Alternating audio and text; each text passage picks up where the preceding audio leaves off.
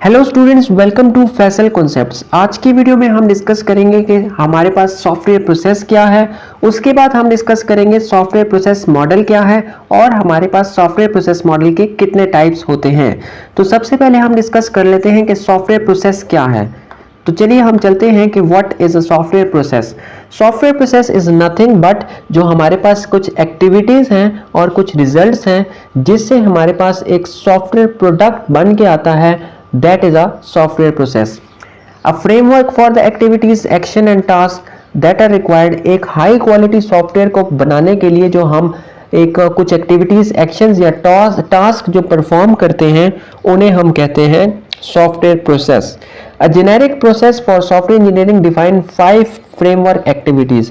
जो software engineering में हमारे पास सॉफ्टवेयर प्रोसेस होता है उसमें 5 एक्टिविटीज होती हैं: communication, planning, modelling, construction, deployment और सॉफ्टवेयर एवोल्यूशन। सॉफ्टवेयर एवोल्यूशन जो है उसमें वैसे ही ऐड किया गया है, मतलब कि उसमें किसी किस्म की चेंजेस जो आती हैं तो वो आपकी आ जाती हैं कम्युनिकेशन फेज के अंदर ही। बेसिकली इसकी 5 ही फ्रेमवर्क एक्टिविटीज हैं।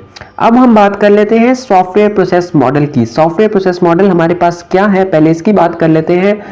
अब सॉफ्टवेयर प्रोसेस मॉडल जो है एक ऑर्गेनाइज्ड सेट ऑफ एक्टिविटीज है जो जिनकी हमें ज़रूरत होती है एक सॉफ्टवेयर सिस्टम को बनाने के लिए। एक ये हमारे पास abstract representation of the process भी है। एब्स्ट्रैक्ट रिप्रेजेंटेशन क्योंकि हम उसमें मुख्तलिफ मॉडल्स यूज़ कर लेते हैं, उसकी मॉडलिंग कर लेते हैं, इसलिए इसको एब्स्ट्रैक्ट का नाम दिया गया है। It presents a description of the process from some particular perspective. Description किस तरह से, क्योंकि हम उसमें ग्राफिकल या मॉडल्स जो है वो यूज़ कर लेते हैं, ग्राफिकल रिप्रेजेंटेशंस या मॉडल्स, तो ये एक डिस्क्रिप्शन है, विजुअल डिस्क्रिप्शन है उसकी। अब सॉफ्टवेयर प्रोसेस मॉडल में कुछ क्वेश्चन जो है वो हमने आंसर करने हैं, वो है व्हाट फेज। अब व्हाट फेज में है उसमें कुछ हम स्टेप्स फॉलो करते हैं, कुछ स्टेप्स ऑफ सीरीज स्टेप्स होता है।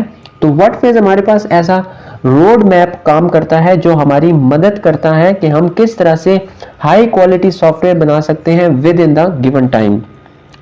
अब हु फेज के अंदर क्या आ जाता है, हमारे जितने भी सॉफ्टवेयर इंजीनियर्स हैं, जितने भी हमारे मैनेजर्स हैं और हमारे कस्टमर्स या यूजर्स भी इसके अंदर आ जाते हैं। तो इन सब को जो है इसको फॉलो करना है।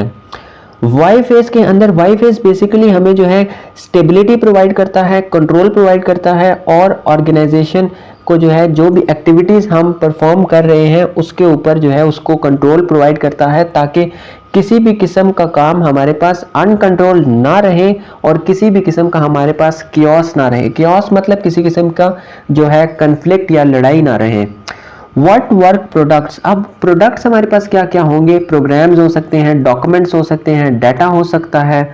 तो ये सारी चीज़ें जो है हमने सॉफ्टवेयर प्रोसेस मॉडल के अंदर जो है देखना होगा।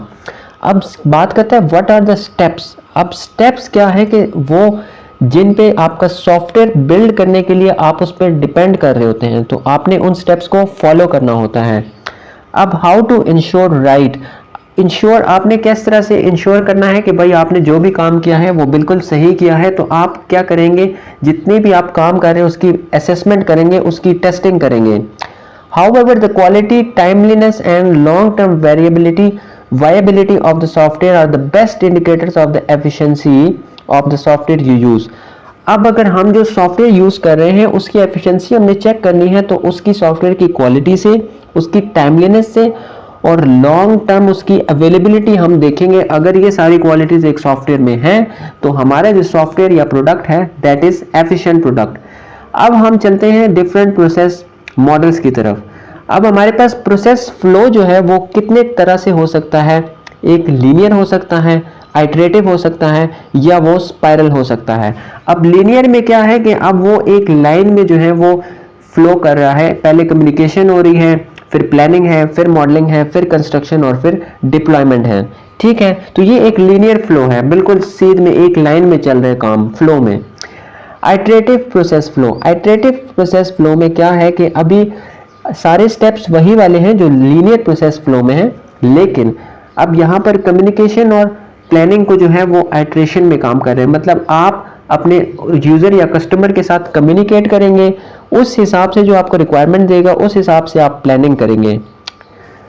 फिर क्या है कि अब कम्युनिकेशन आप करेंगे, अगर आपका कस्टमर कहता है उसमें कोई चेंजेस करनी है तो आप उसको दोबारा से कंस्ट्रक्ट करेंगे, ठीक है। तो ये आपका है आइटरेटिव फेज, मतलब आप आइट्रेशंस में काम कर रहे हैं, क्योंकि आप कम्युनिकेशन बार बार कर रहे हैं, प्लानिंग बार बार कर रहे हैं, मॉडलिंग बार बार कर रहे हैं और कंस्ट्रक्शन भी बार बार कर रहे हैं, लेकिन उसकी डिप्लॉयमेंट एक ही बार होगी। सो ये आइटरेटिव प्रोसेस है। अब इसमें यही बताया गया है कि linear process flow execute each of the 5 activities in a sequence, मतलब एक फ्लो में चल रही है ना लीनियर प्रोसेस में। और आइटरेटिव में जो है, अब मैंने आपको बता दिया कि बार बार काम कर रहे हैं डिप्लॉयमेंट के अलावा। Iterative process flow repeats one or more of the activities before proceeding to the next, मतलब कोई एक काम जो है वो उसको एक से ज्यादा बार रिपीट करके अगले प्रोसेस पे प्रोसीड करता है। अब नेक्स्ट हमारे पास जो लास्ट वन रह जाता है process flow, that is the evolutionary process flow. अब एवोल्यूशनरी प्रोसेस फ्लो में क्या होता है कि अब यहाँ पर कम्युनिकेशन है, एक सर्कल में काम हो रहा है यहाँ पर सारा, ठीक है।